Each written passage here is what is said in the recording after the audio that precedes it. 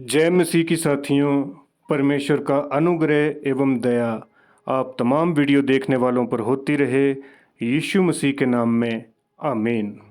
साथियों, हमारा आज का विषय है जीवन और मृत्यु का अर्थ।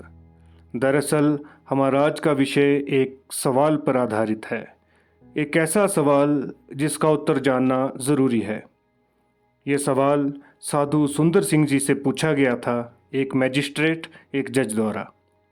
बात वेंगुर्ला जनपद की, जो कि महाराष्ट्र में है, उसके जिला मैजिस्ट्रेट से जुड़ी है, जो जाति से ब्राह्मण थे तथा उनका स्वभाव लड़ाकू प्रकृति का था। मैजिस्ट्रेट साहब ब्राह्मण होते हुए भी साधु सुंदर सिंह जी से इस प्रकार प्रभावित थे कि उनसे वो मिलना चाहते थे, साक्षात्कार तर्क वितर्क की बातें करना चाहते थे। जब इस आग्रह का पता साधु सुंदर सिंह जी को चला तो साधु जी ने इस प्रस्ताव को आनंदपूर्वक स्वीकार किया।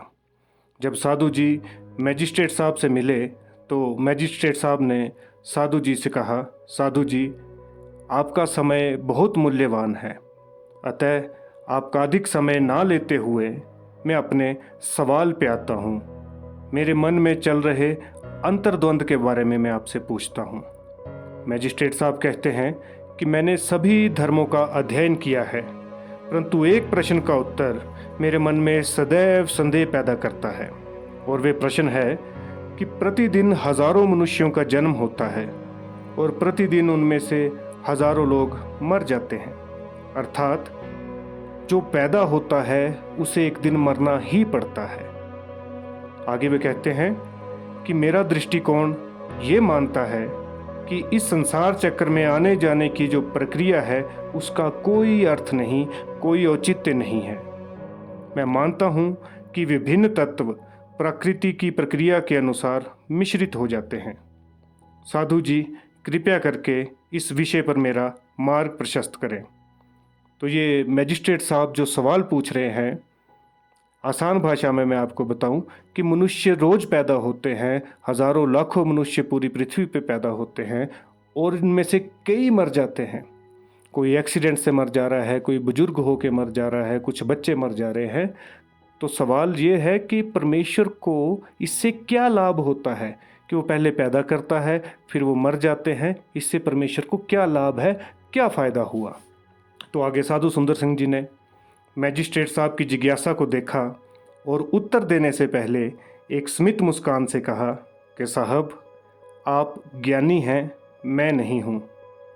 हो सकता है कि मेरा उत्तर आपको संतुष्ट ना कर पाए, लेकिन फिर भी परमेश्वर ने जो मुझ पर थोड़ा अनुग्रह किया है, मैं उसके द्वारा आपके प्रश्न का उत्तर देने का प्रयास करूँगा।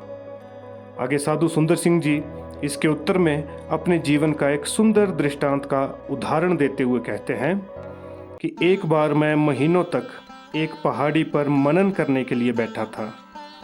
तब पहाड़ी के नीचे घाटी में मैंने दिन प्रतिदिन किसानों को काम करते हुए देखा।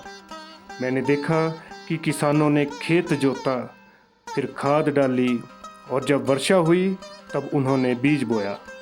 फिर प्रकृति के नियमानुसार बीज अंकुरित हुआ।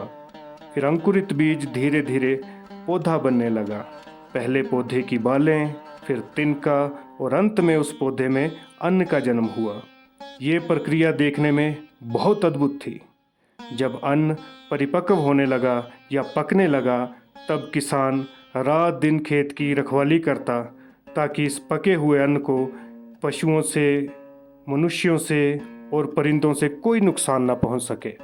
समय गुजरता गया और जब फसल की कटाई का समय आया, तब सभी किसान अपने अपने हंसिए लेकर आए और उस अनाज को काटने लगे। जिस अनाज को पकने के लिए या पकाने के लिए किसानों ने कई महीनों तक देखभाल की थी। साधु मैजिस्ट्रेट जी से कहते हैं कि जो आपका सवाल है, वही सवाल पौधे भी पूछ सकते थे कि हमें काटकर किसान को क्या लाभ हुआ, किसान ने इतना कष्ट क्यों उठाया, क्यों इतना परिश्रम और देखभाल, क्या सिर्फ हमें काटने के लिए। परंतु इस बात का मर्म पौधे नहीं जानते, परंतु किसान जानता है। इसी प्रकार हम चाहे ना जान पाएं कि क्यों हम जन्म लेते हैं और क्यों हम मर जाते हैं, परंतु परमेश्वर जानता है।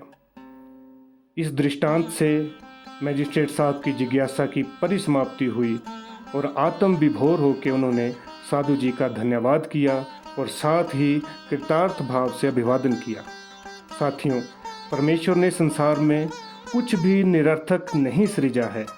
हर एक वस्तु का, हर एक जड़ चेतन का कोई ना कोई उद्देश्य है।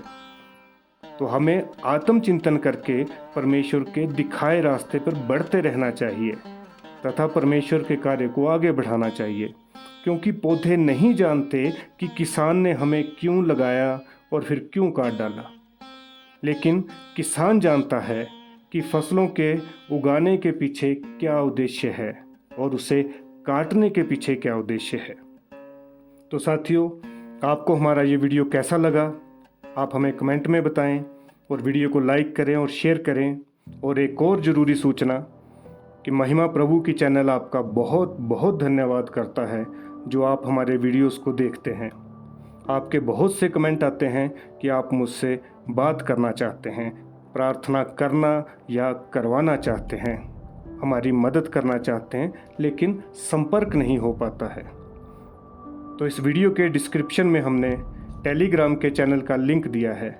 आप टेलीग्राम के माध्यम से मुझसे बात कर सकते हैं और यदि आपका कोई सवाल हो या कोई ज़रूरी पर्सनल बात भी आपको करनी हो तो टेलीग्राम के माध्यम से आप कर सकते हैं, फ़ोन नंबर पे आप कर सकते हैं। तो आपका बहुत बहुत शुक्रिया। परमेश्वर आप तमाम वीडियो देखने वालों का भला करे। यीशु मसीह के नाम में आमीन।